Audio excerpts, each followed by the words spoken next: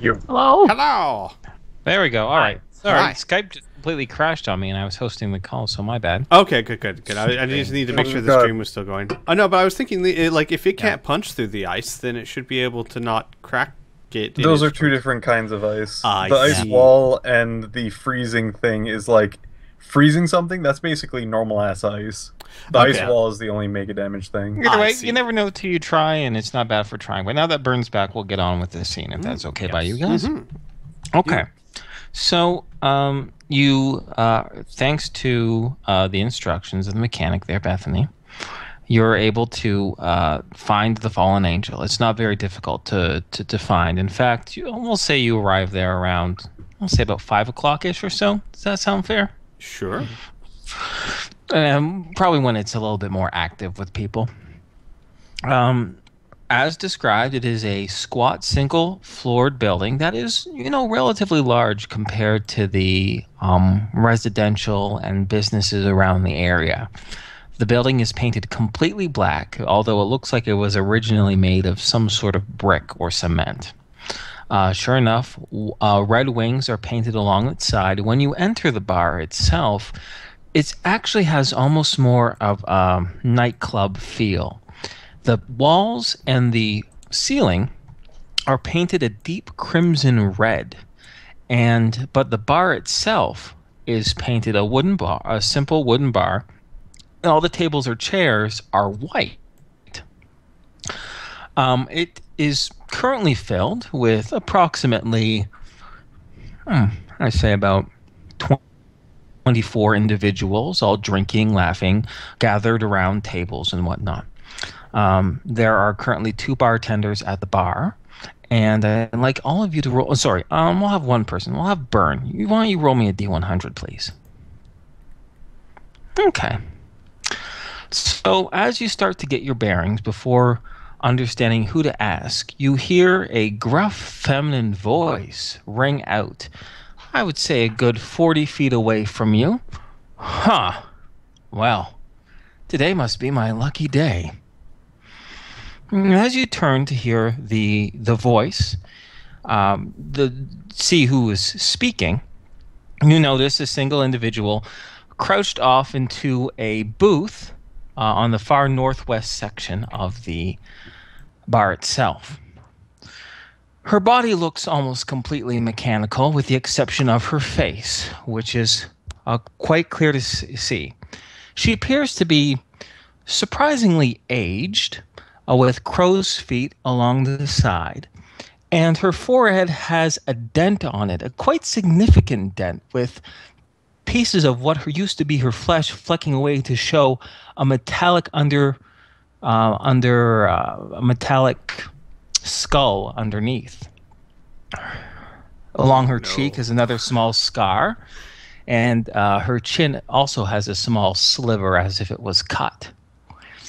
You recognize her. Last time you saw her, you were in the quiet rain forest. This is Razor. As she raises a hand with a twisted little grin and gestures over for you to join her. Al. You can see. Oh, sorry. Oh no, I was just gonna say One take last Al. bit of this. Oh yeah, go ahead. Sorry. One last bit of description, actually. No. Say what you're going to do first. No, I was just gonna take a deep breath, put on a smile, and walk over. Tom, Patrick. Oh, boy. Tom will follow. Okay. So Patrick will definitely be in the back of the line. No problem. As you approach closer to the booth where she is currently sitting, you notice over her left on her chest, on the left portion of her chest, seems to be a hastily painted insignia of a rising sun with a crown on it. And as you sit down, she says, I heard you were in town, and I've been trying to look for you. Who'd have thought that I finally take a little while to relax, and sure enough, you come walking through that door. Al would is she sitting at a table or at the bar or She's sitting at a booth. okay. Al would slide into the other side of the booth and as cheerfully as possible say, well, things generally tend to happen in the least expected ways. They sure do.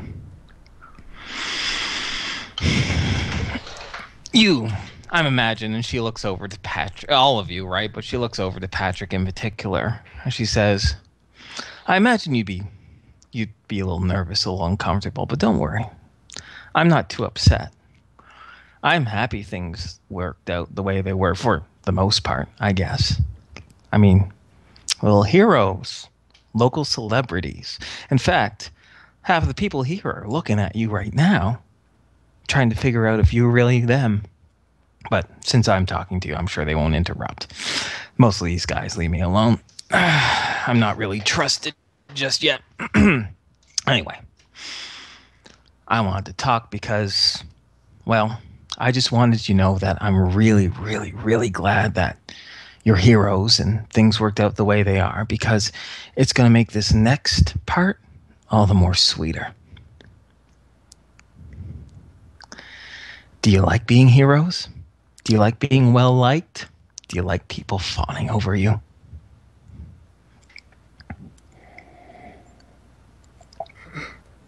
Patrick is very tight-lipped. Yeah, Al will kind of hesitate and say, not as much as you might think. Okay. Well.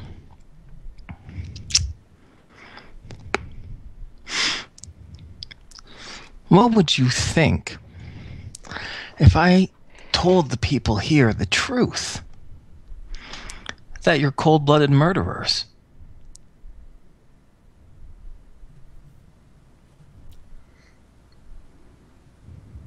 Tom will say nothing. Al will think about it for a moment and then say,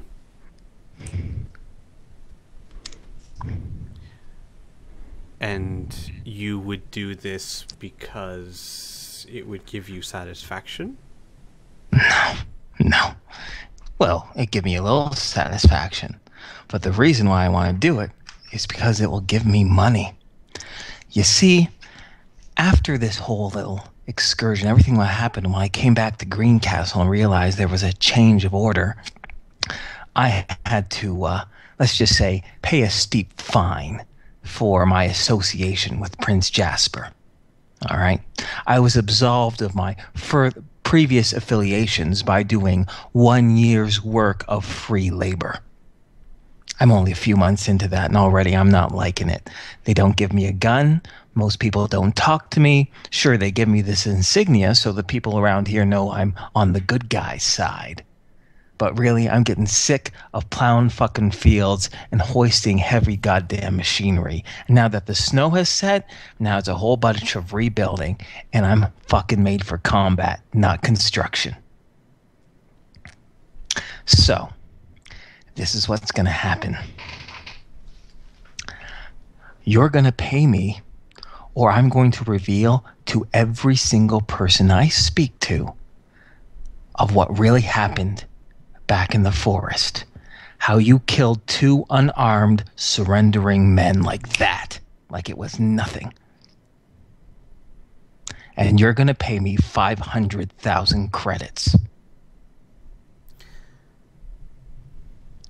Out of character, real quick. My memory is a bit sketchy. I'm assuming we're talking about the 2 guys that took their helmets off.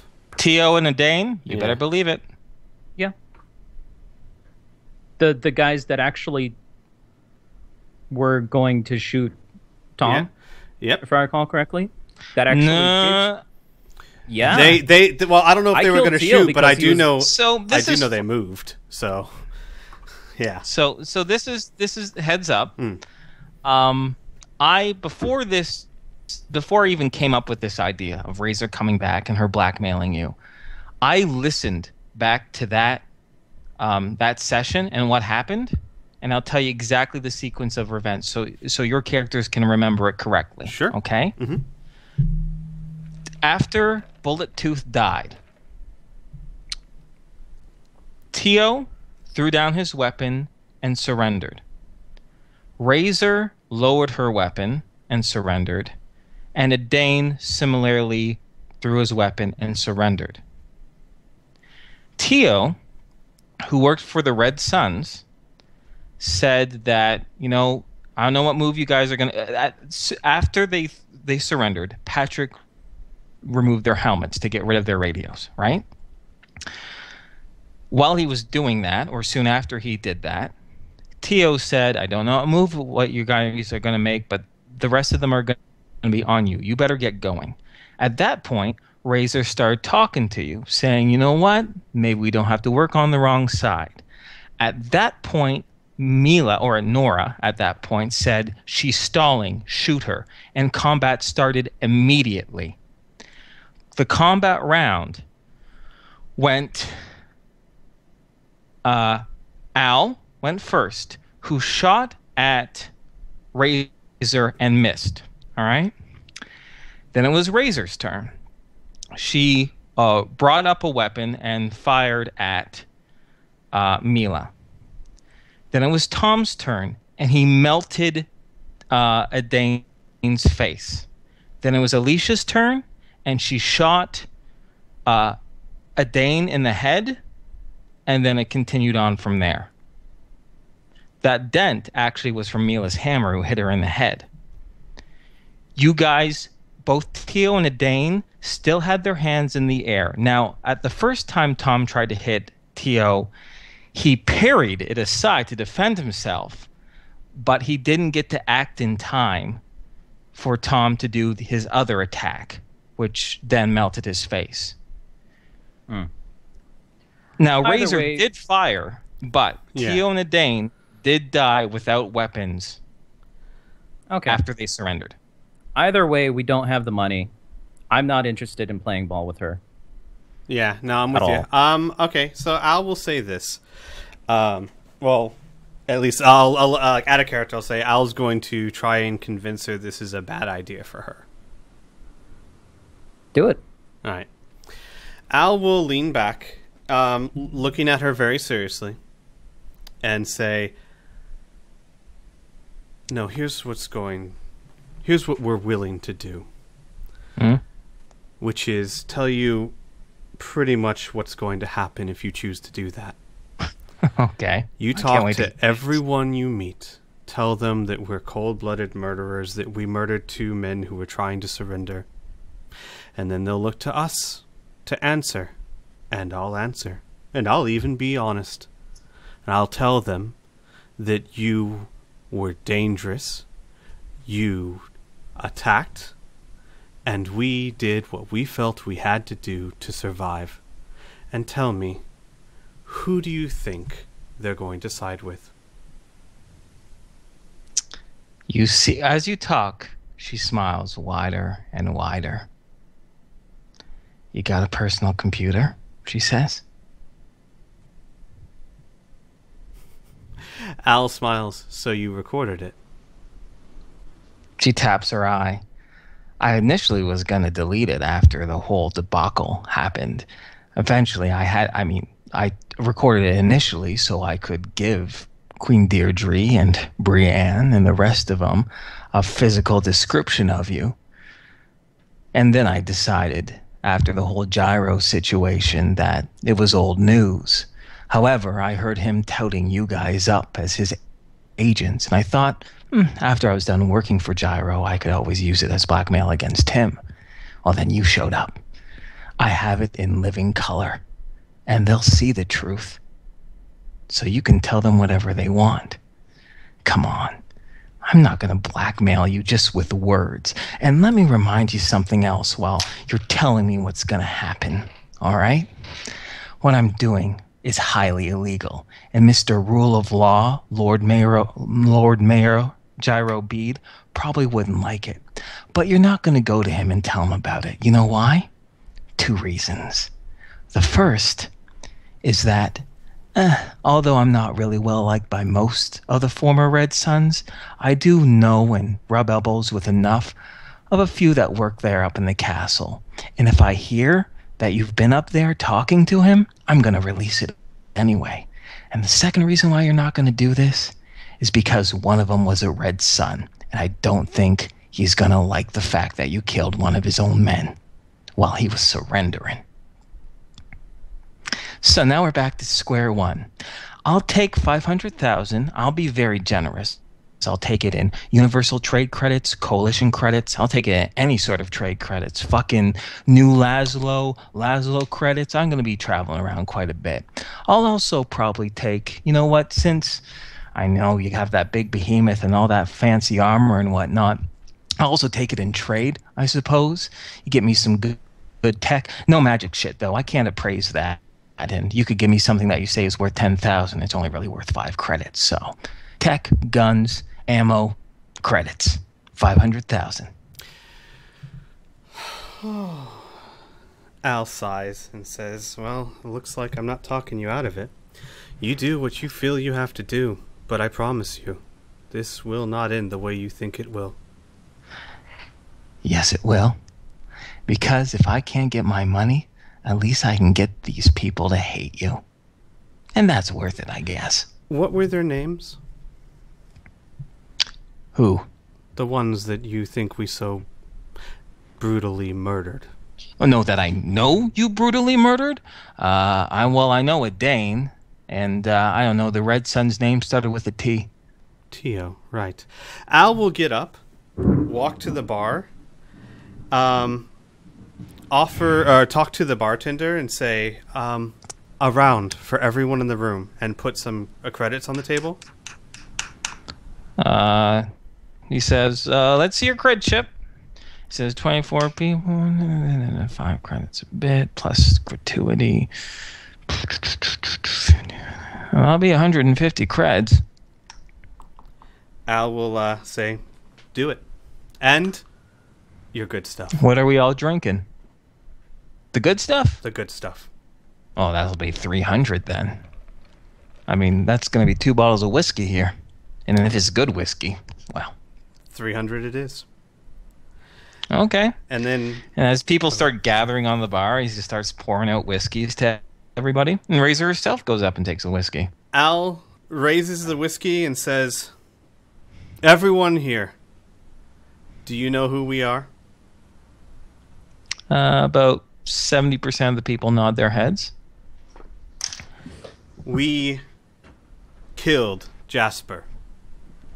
Not very proud of it, but it needed to be done. This drink is to 2 people, Tio and a Dane. They worked for Jasper. Might have been good people, might not have been. They're dead now. We killed them. After we killed Jasper, we were captured by his mercenaries. We were trying to escape, trying to save our lives. We got into a fight with them, and several others. And he'll briefly look at Razor, but not say anything, but just so he knows she's watching. He'll say,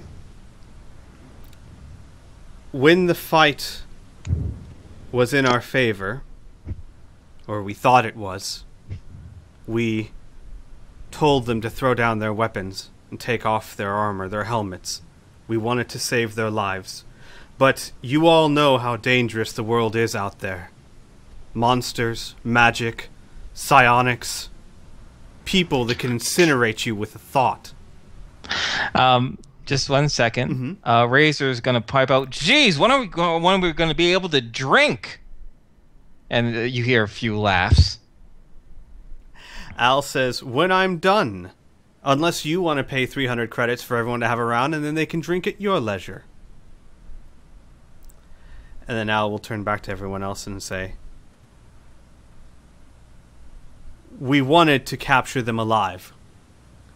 Unfortunately, things didn't turn out that way. One of them attacked us, and in our own self-preservation, we murdered them all.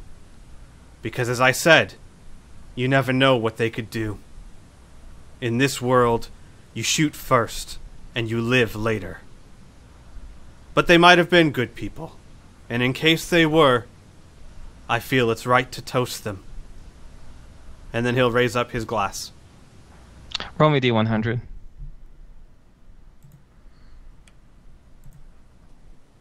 All right. You hear about, say about 12 of them go, Theo and a Dane, while the rest of them just drink their whiskey in silence.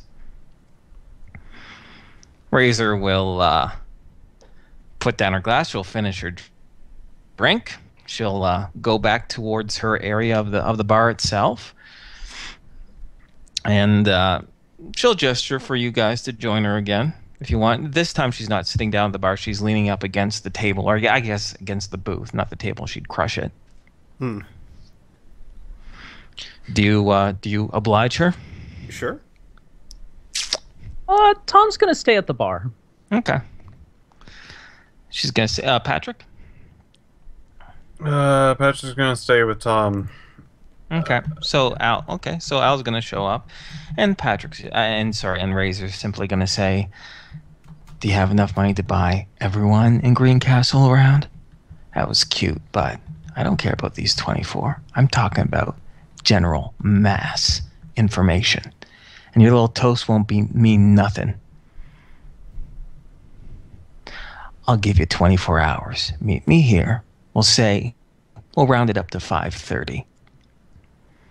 If you don't come in here, tell me you want to play ball, then I start playing your hits. And then your little speech will mean nothing. People aren't going to remember that. A shot of whiskey in their bellies and some long-windowed words? No. They're going to believe what I show them. Al nods. Do you think so?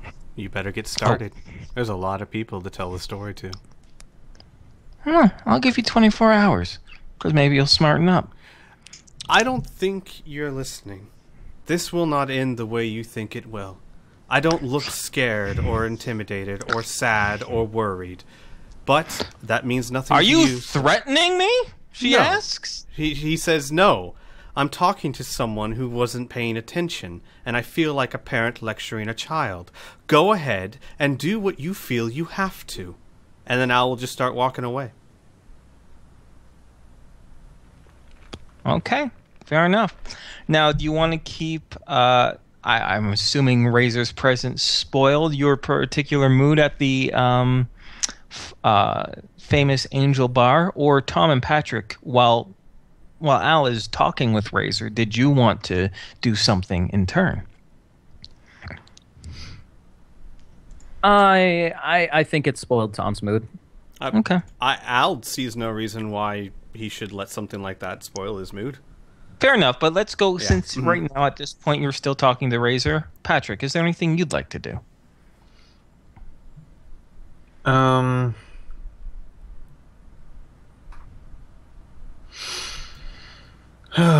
Patrick is going to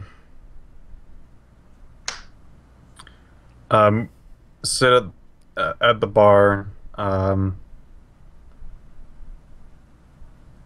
pretty much just spun around, just staring at Al, with a concerned look.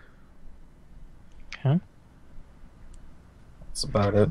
All right, so Al, you come back to the bar towards your companions, your friends. He'll come to the bar and he'll quietly say, and what he'll say, not even, not too quietly, because she's a boy, and I believe she already heard them say things quietly once.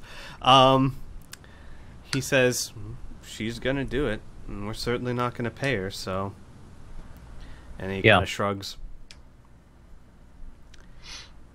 Let's talk back at the Behemoth. Well, let's see if anyone knows Natalie Ling first. I see no reason why this should interrupt us. I certainly don't want to give her that satisfaction. Okay. So I'll be silent for a little bit. And through seething teeth, he will say, "Fine." Okie dokie. So, roll me a D100. Sorry. You know what? Everyone roll me a D100. Screw it.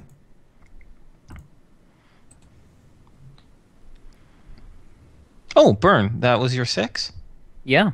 Okay. So, after the mood cools, the people around the bar like you quite a bit. Your group, or in particular Al, bought them all a round of whiskey, and they're very willing to at least exchange some words with you. So you all break out and start asking in general about Elizabeth and Natalie Ling, right? Al and Patrick, you get a few people who do know her. They pretty much, though, confirm what the mechanic mentioned, right? She was a professional pilot. She did freelance work. Tom, you meet a fellow named, oh my goodness, I forget, Dustin McPherson. He is currently in the uniform of, well, former Red Suns. He's in a security personnel uniform now. All right, but he is, we'll say, a middle-aged fellow with salt and pepper hair. Very friendly, very, very talkative. And he confirms quite a few things. He goes, "Oh, yeah, Natalie. I know her. Great friends with her. What do you want to know?" Where is she at? We need to deliver a message to her. "Oh, shit. Well, she left like 4 days ago," he says. She was waiting around Greencastle for quite some time. She was waiting for somebody, you understand. And she did some piloting work. She helped us out, ferrying those people, for those refugees, down from Flint back up to here, back into their homes. She was helping them getting settled. A little bit more patrol work, but it was clear that she was getting restless. So I heard that she started to head up north 4 days ago to a place called Old Bones, far, far up north. She said she knew some contacts there. What was this all about? Elizabeth, sorry, Shit. wanted us to deliver a message to her. Wait. You talked to Elizabeth? That was who she was waiting for. Don't know, but they had a little bit of a thing. It was very, very hot and cold, and goodness knows I got an earful from Natalie about it. But that's who she was waiting for. Is Elizabeth okay? Well, no, unfortunately. She got jumped, and a friend of mine, he will motion over to Al, was trying to patch her up, but he wasn't able to do it. Her last words were to have us cremate her, spread her ashes upon the tallest mountain we can find, and send a message to Natalie Ling. Jeez. Well, he says, I don't know exactly where she was going up at Old Bones, but I mean, if you don't get to her and she comes back, I'll be sure to let her know. What were her last words? Actually, Patrick, do you have that recorder? Patrick? I don't think her last words were recorded. Oh, it was recorded. No, it wasn't. No, I was going to record it. Oh. What? Yeah, Oh. I was going to say it. Give this guy a disc I'm so that stupid. he can give it to her. No, Yeah. no, Al. We promised to do this ourselves, not to have others do it. So we're just going to keep going back and forth between these two places? We've got to try and find a way to talk to her ourselves. Yeah. But just in case...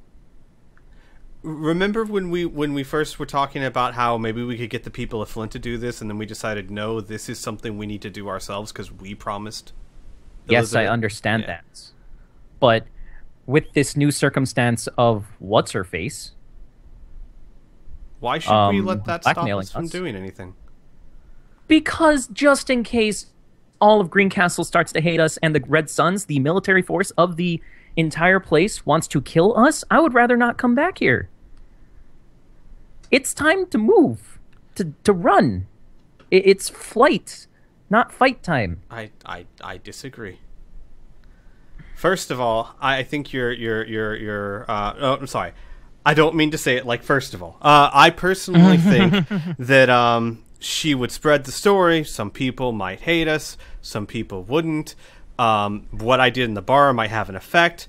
Anyone who talks to us, all we have to do is say, this world is dangerous. Look at my friend here. He can set himself on fire. Do you think those guys were harmless just because they threw their weapons down?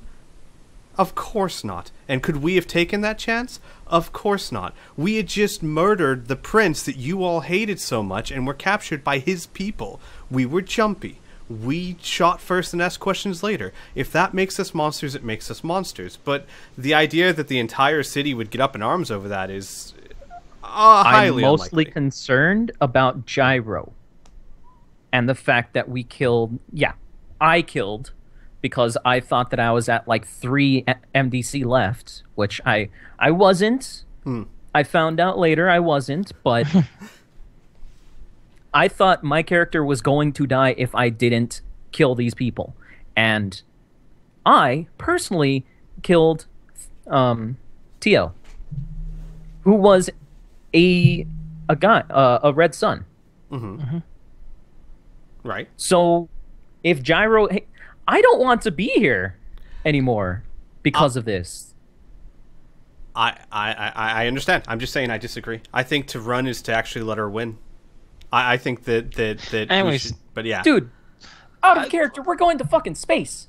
Uh-huh. It doesn't fucking matter. We're going anyways. Of course it matters. So, oh my god. Of course it matters. I'd rather not have my name spread around as a horrible cold-blooded murderer. It's going to be. Because we don't even have the cash to pay her. No. There's a difference between spreading a story and swaying public opinion, Burn. And I don't need to argue semantics. I would rather. My point leave.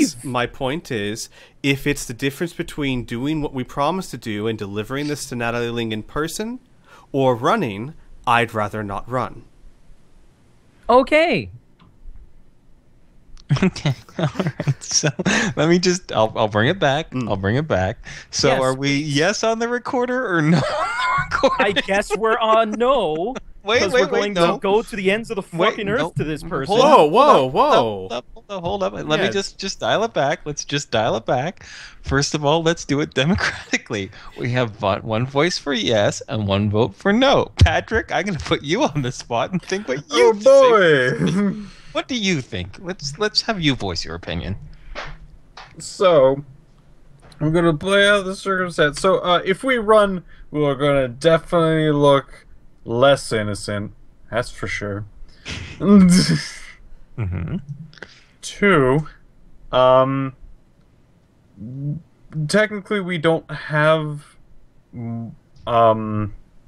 more business in the city since she's not here, and we could probably be directed to where she is.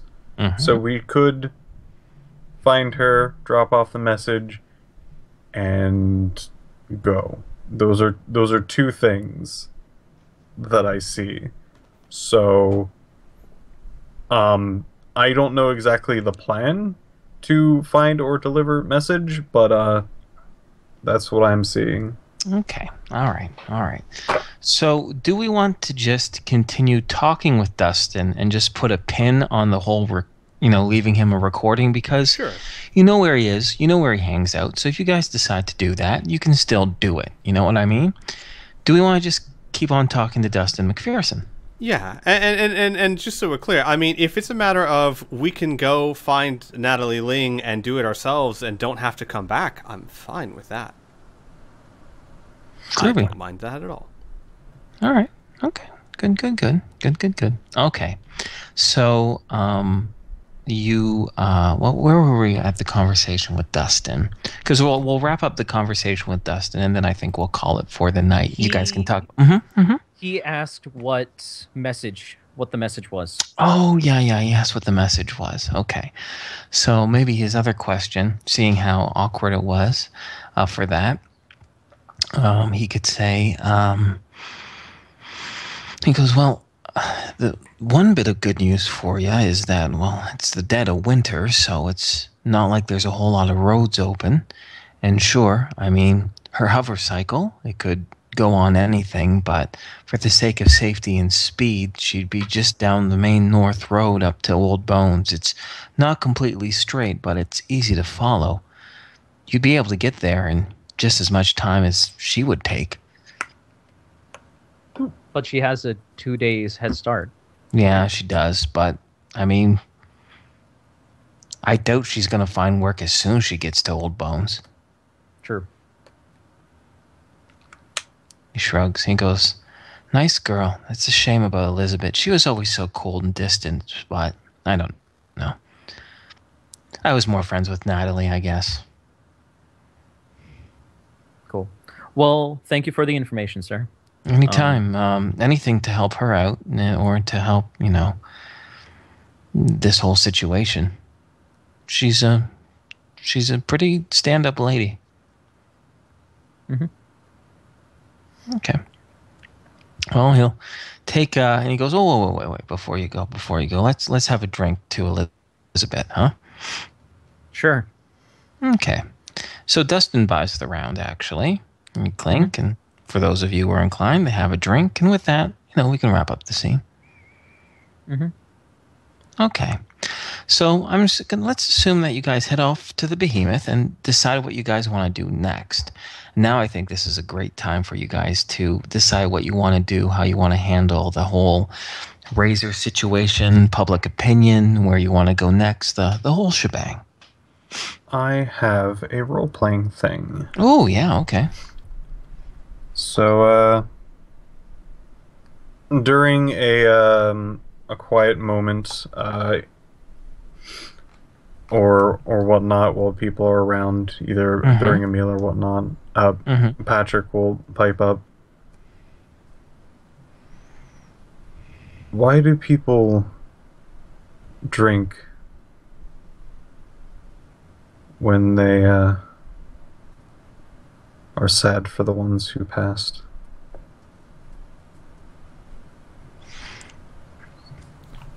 I'll wait for the PCs to answer first. Hal thinks about it and he says, I don't really know. It's just something that people have always done. It's to ease the pain. Hear, hear, says Lee, muttering from the couch.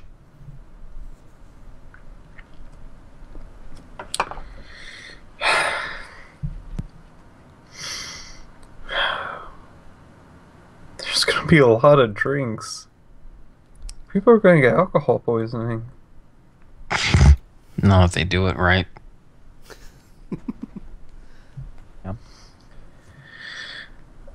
While you see Patrick saying that, he's actually kind of like tearing up a bit. Al will go put a hand on Patrick's shoulder and say, but people drink for happy things too, right, Patrick? They drink for celebration, for love, for laughter. It's not all doom and gloom.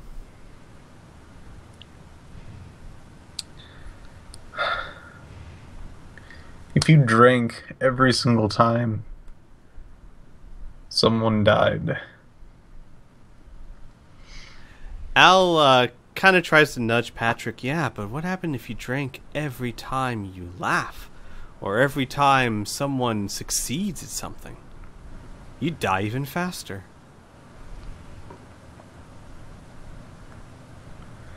It's about 50-50. In this world, as dangerous as it is, you'd still die faster of alcohol poisoning drinking to every birth than you would to every death. Oh, positive boy. That's a 50-50. I've done the math, and I love it. So it's a 50-50. Because people are going to be born and people are going to die. You're a genius. That is such a Patrick answer. Yeah. Mm-hmm. Al's got Speaking nothing, of birth, guys. Speaking of birth, Al, I'm not pregnant. I'm gonna need you to do me a favor. Yes. In the next 3 weeks or so, which is also why I would rather not be here, because next 3 weeks or so, I'm going to have to ask you to put me under for a few days. Why?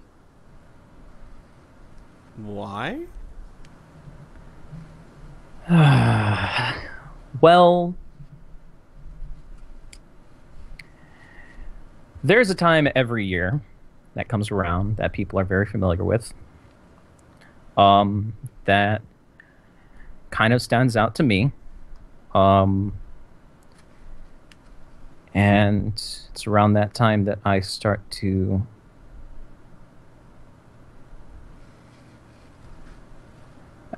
have memories crop up, memories of a certain time. And I will eventually start to lose control of my powers. Wait, what? And Al, like, sits down. What are you talking about? Oh, boy. Tom's gonna sit down over on the couch, put his feet up on the nearby table. Annabelle comes on over and licks your hands. I will pick him up, put him in. Tom will pick him up, put it in his lap. You know, the best thing about Hannibal is that he's not really a puppy. He's in his like awkward teen years. Yeah, where he's like lanky puppy. Anyways, keep going. Oh God, that was actually Mrs. Mabs. No. Gonna put him in Tom's lap, and he's going to say, "I have a story for you. It's about how I got my powers, the day that I got my powers. My birthday. It's also the day that I decided to, well, not decided, but accidentally rendered my entire town to glass. And he will start to go into very vivid detail of what happened in that dream that he had when he had the mushroom soup. Oh, okay. Yeah. Oh, yeah. Every single detail. Okay. And after everything is said and done, he is going to say, about a week or so before my birthday, I am going to start losing control of my powers, meaning I will stop being able to manifest fire. The closer that it gets to my birthday, my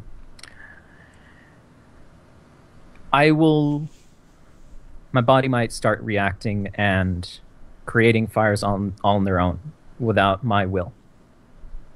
If you know what I mean. It will be dangerous for me to be around me. Question, since you're in a new body, does that mean you have a new birthday? I guess. Does that do anything to the time? No. Oh. That date will ever be burned into my memory. But there will be times, I only ever know that it's only been a dream until after it passes, but even if I'm awake, I will start dreaming of that moment again around that date. And so I can only assume that you've tried in the past to control this and it hasn't worked? Yes, the last couple of years that it came around to my birthday, I found a nearby cave to wherever I was traveling and then just kind of closed myself in. Okay. And just waited it out. Then just let me know when it's time and I'll put you under. Keep you monitored. Thank you. Al will nod. Cool. Anything else, fellers? I'm good. Yeah, I think we can end the session. Cool. That's nice. Yeah, I Yay, think that's a good place character to end this session. development. Yep. Yay. Hooray. Okay, thanks for watching, guys. Bye. Bye.